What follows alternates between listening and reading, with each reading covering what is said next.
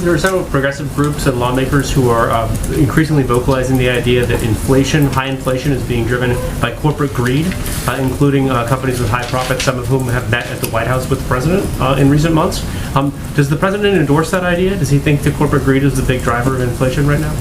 Well, I think that the president thinks the way people across the country, American families, digest inflation is by price increases. And if you look at industry to industry, it's a little different. So, for example, the president, the Secretary of Agriculture have both spoken to what we've seen as the greed of meat conglomerates. That is an area where people go to the grocery store and they're trying to buy a pound of meat, 2 pounds of meat, 10 pounds of meat. The prices are higher. That is, in his view, and the view of our Secretary of Agriculture, because of, you could call it corporate greed, sure. You could call it jacking up prices during a pandemic.